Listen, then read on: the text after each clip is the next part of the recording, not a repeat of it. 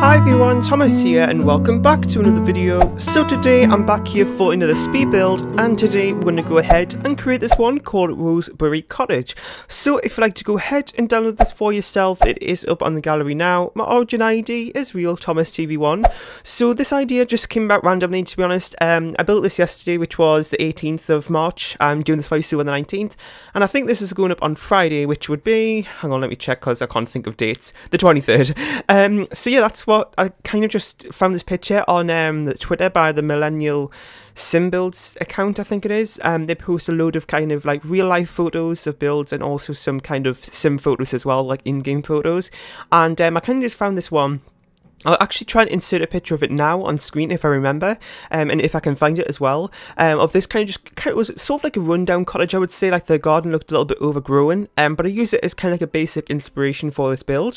I wasn't planning on doing a build, I just saw it and I was like, oh, let's do a build, and it took me about like, I don't know, I'd say about an hour or so, which is actually kind of a long time considering that I can do like a mansion build in 2 hours, but it took me an hour to build a 30 by 20 lot, which I don't really understand, but that sometimes happens when I actually like, do a build like this where I'm following a picture, because I don't actually do that too often. Sometimes I use it as a very, very basic inspiration and then to kind of have a starting point, and then I can just do my own thing. But for this one, I kind of followed the shape for most of the exterior. There was no interior picture or anything, so I kind of just did my own thing there. I did actually kind of try to pay attention to a pack. To a packs I'm using, so I don't accidentally use maybe one item from a pack, and then, you know, if you don't have that pack, then you might not download it thinking that you're not going to have anything in the build that's going to work, if that makes sense. So try to pay a little bit more attention to that. And yeah, so the way the annoying thing is I actually built this, well, not all of it, but I did quite a huge bit of it, like all this bit here, like the floor plan, and doing all the wall coverings and stuff like that, and then my game crashed, which was really irritating because I actually stopped the recording because I used Dxtory to record, and it does this really annoying thing sometimes where sorry, I just hit my pop filter. I don't know if you hear that little sound. I always accidentally hit my pop filter. It's really irritating. Anyway, so yeah, I pressed the stop button just because I had to go for a second, like away from my computer, so I just stopped the recording. But I hadn't saved my game, and what happens sometimes is if I stop the recording, my game crashes. So what I always do is before I end the recording, I save it, then end the recording. And I forgot to do it this time, which is, of course, it would happen this time when it would crash, because it doesn't happen every time, but this time, of course, it would crash. So that was a little bit irritating, but sometimes it isn't always a bad thing that when that happens, because it can let you improve on what you did before. I kind of just did the same thing, but you know, there's the odd occasion where you can improve. And then we did this little thing at the back here where we kind of did a little porch area. I got those French doors there, which from, wait, what pack were those from? I think Get to Work, I think. And I think in the original picture that I saw on Twitter, the French doors were at the front of the house, like on this kind of side bit of the house at the front of it, and I don't really think that looked right, so I wanted to kind of make like a back porch area instead, so I'm still using those doors. And then I kind of just went for this white sort of siding and also brick chimney as kind of like a feature thing. I was going to use the brick a little bit more, but I kind of just actually liked the traditional look of the siding, so I kind of just left it like that. And I also used a few of those kind of like fake dormer things from Get Together, yeah, on the roof there. I normally make my own dormers by just making fake rooms, but for that actually they had an item for it under the roof decorations, I think it is, but I don't know what they look like. I don't know if they look right or not, because they're not fully into the roof, if that makes sense. Like if you look at the back of them, they're kind of not fully clipping in. I don't know if that looks right or not. I just don't know. I've never really used them before, so I just thought I'd use them as something a little bit different.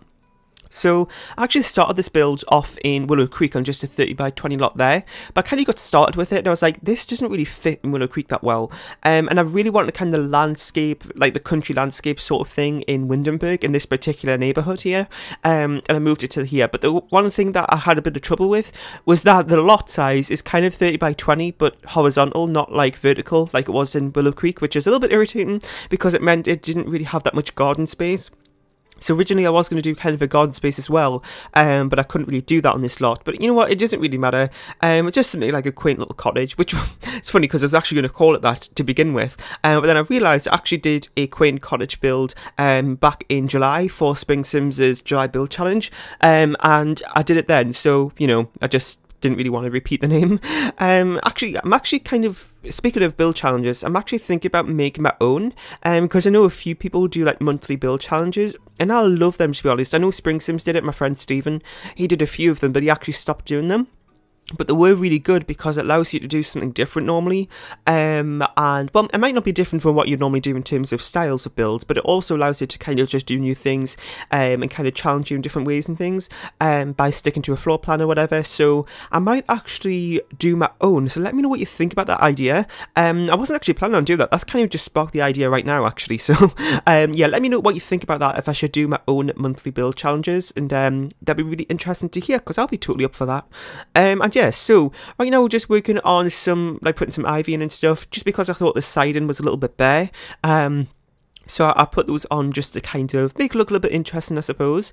And there was some, oh yeah, that was going to mention, I've already mentioned this in my build from Sunday, last Sunday, which was at the Oakview Manor, sorry, not Manor, Mansion, and that actually just went up yesterday for me, and I got so much positive feedback on that build, so thank you so much for that.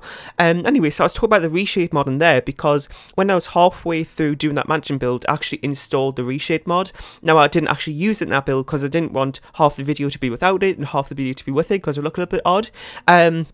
And if you don't know what the reshape mod is, it's basically this thing. It's not an actual mod for The Sims 4. It's kind of just a generic thing that you can install on your PC, which then can be used in a load of different games, one of them being The Sims 4. And basically what it does is it allows you to change the graphic settings to fit your style, whatever. You can download presets, which I'm doing, but you know, there's loads, and people are making their own, like Jen and Steven and Fantasia and Harry's is who I'm using. They have all their own presets as well. And I'm going to check out a load of different people's just to kind of say what I think, but you can see maybe from like past speed builds to this one, you might be able to see how this build is more brighter, and that's because I've got the mod installed. So it's basically the kind of settings that this has, it just makes everything so much vibrant and brighter, which I absolutely love. And it's so weird because I have a preset as well, which has kind of got no settings on it, just so I can easily switch back and forwards if I needed to. And the one, like just the basic EA lighting is so dull compared to this, and I didn't even notice it. You don't even think it's that bad. Well, to be honest, the EA lighting isn't that bad because I've used it all the time, but now I've got this reshape mod where I should have said that compared to that, it is such a huge difference, and to be honest, it's a big game changer, and I absolutely love it.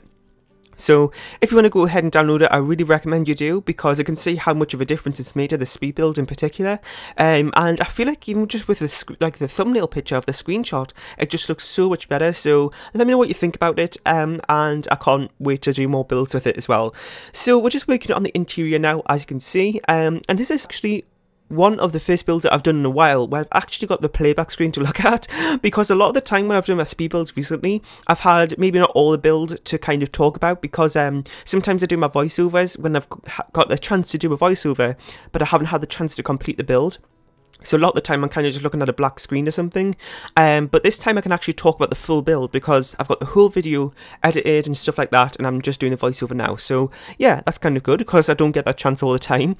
So today's currently, like I mentioned, the 19th, which is a Monday, first day back of college again after the weekend, which, to be honest, Mondays always used to be a bad day for me, but now they're actually not too bad, because you probably know this already because I talk about college all the time, but I actually started this course this year, which is kind of like an IT course, and I'm just doing kind of like a half, well, the normal course is 2 years, I'm just doing a 1 year course because I'm leaving this year. But I'm doing it this year, and it's kind of got an exam based, well, not really an exam based, it's kind of more of a practical exam, like on the PC, which I've already done in January, so I've got that out of the way, and then I've also got the coursework to do, like kind of like an assignment sort of thing, which I've got the other, kind of got 2 teachers for it, well, oh my god, I can't speak today. So the teacher that I have to do the PC exam thing with, I've done the exam, so I don't need to go to their lessons anymore, which is Monday first lesson, which is brilliant because it means I can have a lie-in on a Monday. I don't actually lie in for the full time though, because it's a good opportunity to get work done and stuff, but you know, it's kind of nice not to have to be up crack of dawn on a Monday morning. But yes, that's really nice. And yes, so that means I only have to go into college from 11:25 till 12:25. I know that's a very specific time. That's just how the college does it. It's really odd. So yeah, that's great. And I'm only in for 1 hour on Mondays, which is nice. A lot of the other days, well, pretty much every single day, other than Monday, I'm kind of there sometime, well, not on Wednesday mornings, but on the other days I'm there first thing, which is kind of like 9 o'clock, and then I'm there kind of for maybe a few hours, then I have a few hours off, and then I have another class a few hours later. So all the other days I kind of go there for a few hours, come back home, and then go back, because I'm just lucky to have the time to do that. And I work better at home, to be honest, so that kind of works out well, I think. So right now we're working on this living room area, as you can see. I was going to go for a very, very kind of traditional style cottage, well, a traditional interior that you would see in a cottage, as I literally cannot speak today, which you would see in a cottage. But for this, I decided to kind of go for some sort of like modern interior. You will see that the majority of it is traditional inspired, but I wanted to kind of have some modern aspects to it. So you will see in this build I do use a lot of items from City Living, especially the paintings, because those have a very modern inspiration, I think, to them.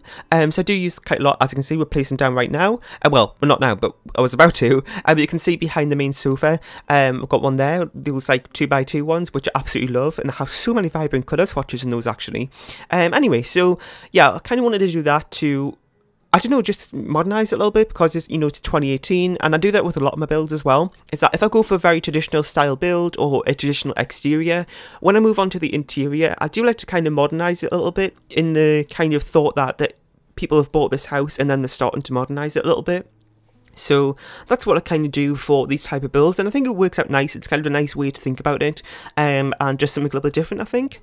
I did actually use a lot of items from cats and dogs in this build. I don't know why, but recently those beds that you can see in this room right here, that bed that we got with cats and dogs, I'm in love with it. It just has so many nice colour swatches, and it's for some reason as well. Recently I have been doing a lot more green bedrooms. I don't know what it is. I've just, well, actually, I do red a lot in my builds, and I know it's kind of like, I actually got a comment the other day.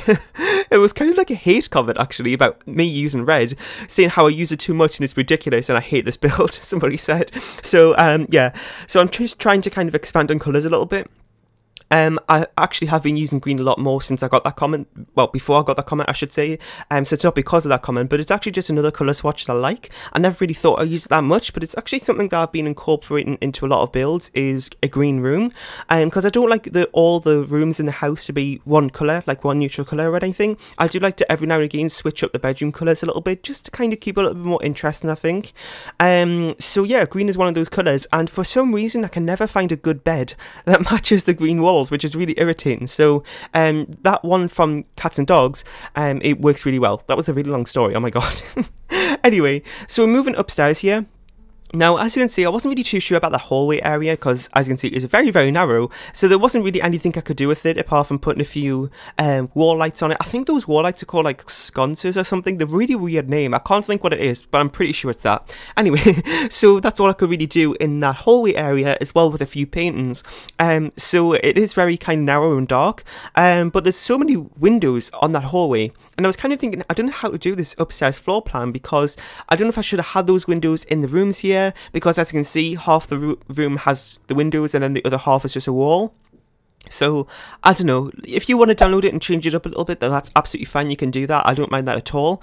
But we're pretty much finished with the build here. I didn't show that bathroom there, which was like kind of for the master bedroom, just like an ensuite bathroom. I didn't include that in the footage because my game also crashed again, so I kind of lost a little bit of that, so I just decided to do it off screen, because you've seen the downstairs bathroom anyway, so, you know, it's alright. And normally I do the bathrooms all the same. In this particular build, I did do the bathrooms in a slightly different colour swatch between them two, which is different for me, because I normally just do them all the same.